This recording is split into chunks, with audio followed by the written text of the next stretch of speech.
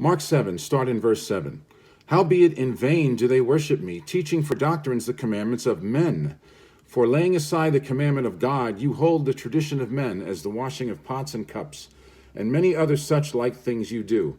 And he said unto them, the scribes and Pharisees, Full well you reject the commandment of God, that you may keep your own tradition. Does our day of worship follow the commandment of God, such as Exodus 20, verse 8, remember the Sabbath day to keep it holy? Remember, not forget. Or do we follow the Day of the Sun Edict of Constantine in 321 AD, or the Roman Church's Council of Laodicea in 364 AD? Everybody should ask and answer that for themselves. There's plenty of materials to do your own research. Don't follow what anybody else says. Do your own research.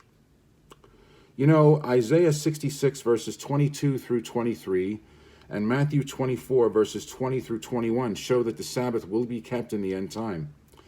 Look it up yourself. We know what Paul's custom was. Read Acts 17 verse 2. You could also read Acts 13 verses 42 through 44 and 16 verse 13.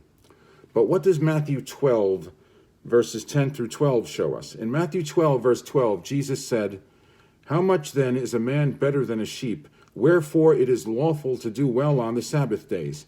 Now, why would Jesus bother talking about what was lawful to do on the Sabbath if it wasn't going to matter anyway?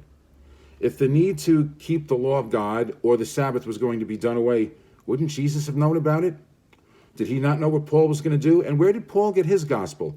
Galatians 1 verse 12 shows that Paul got his gospel by the revelation of Jesus Christ.